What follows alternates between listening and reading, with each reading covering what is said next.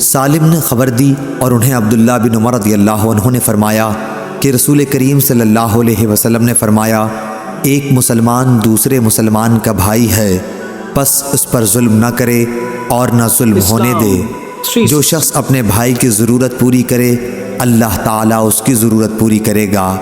جو شخص کسی مسلمان کی ایک مصیبت کو دور کرے اللہ تعالیٰ اس کی قیامت کی مصیبتوں میں سے ایک بڑی مصیبت کو دور فرمائے گا، اور جو شخص کسی مسلمان کے عیب کو چھپائے اللہ تعالیٰ قیامت میں اس کے عیب چھپائے گا۔ صحیح بخاری حدیث نمبر 2442۔ حضرت ابو ہریرہ رضی اللہ عنہ نے بیان کیا کہ نبی کریم صلی اللہ علیہ وسلم نے فرمایا، بیواؤں اور مسکینوں کے کام آنے والا اللہ کے راستے میں جہاد کرنے والے کے برابر ہے، یا رات بھر عبادت اور دن کو روزے رکھنے والے کے برابر ہے۔ صحیح بخاری حدیث نمبر 5353۔ اسلام 360۔ حضرت ابو ہریرہ رضی اللہ عنہ نے کہا کہ آن حضرت صلی اللہ علیہ وسلم نے فرمایا کہ دو کلمے ایسے ہیں جو اللہ تبارک و تعالیٰ کو بہت ہی پسند ہیں، جو زبان پر ہلکے ہیں اور قیامت کے دن اعمال کی ترازو میں بوجھل اور باوزن ہوں گے۔ وہ کلمات مبارکہ یہ ہیں، سبحان اللہ و بحمدہ سبحان اللہ العظیم۔ صحیح بخاری حدیث نمبر 7563۔ معمر نے خبر دی، انہیں حمام نے اور ان سے ابو ہریرہ رضی اللہ عنہ نے بیان کیا کہ رسول اللہ صلی اللہ علیہ وسلم نے فرمایا، انسان کے ہر ایک جوڑ پر صدقہ لازم ہوتا ہے، ہر دن جس میں سورج طلوع ہوتا ہے، پھر اگر وہ انسانوں کے درمیان انصاف کر دے تو یہ بھی ایک صدقہ ہے، اور کسی کو سواری کے معاملے میں اگر مدد پہنچائے اس طرح پر کہ اسے اس پر سوار کرائے یا اس کا سامان اٹھا کر رکھ دے تو یہ بھی ایک صدقہ ہے، اور اچھی بات منہ سے نکالنا بھی ایک صدقہ ہے، اور ہر قدم جو نماز کے لیے اٹھتا ہے وہ بھی صدقہ ہے، اور اگر کوئی راستے سے کسی تکلیف دینے والی چیز کو ہٹا دے تو یہ بھی ایک صدقہ ہے۔ صحیح بخاری حدیث نمبر 2989۔ قرآن و حدیث کی سب سے بڑی موبائل ایپ اسلام 360 مفت ڈاؤن لوڈ کریں۔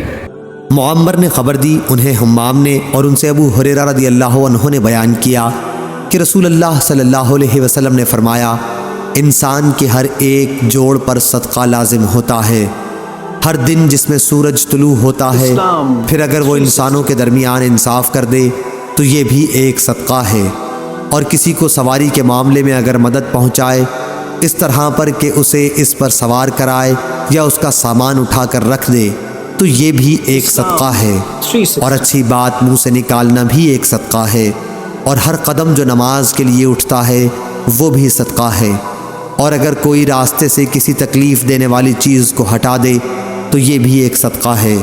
صحیح بخاری حدیث نمبر 2989۔ جریر بن عبداللہ رضی اللہ عنہ نے بیان کیا کہ رسول اللہ صلی اللہ علیہ وسلم نے فرمایا، جو لوگوں پر رحم نہیں کھاتا اللہ بھی اس پر رحم نہیں کھاتا۔ صحیح بخاری حدیث نمبر 7376۔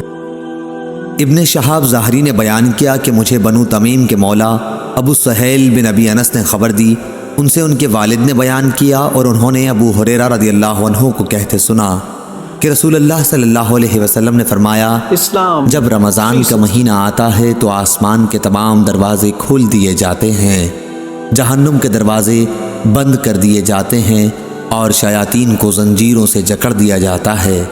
صحیح بخاری حدیث نمبر 1899۔ حضرت ابو ہریرہ رضی اللہ تعالیٰ عنہ سے روایت ہے، رسول اللہ صلی اللہ علیہ وسلم نے فرمایا، امارت سامان کی کثرت سے نہیں ہوتی بلکہ امیری تو دل کی امیری ہے۔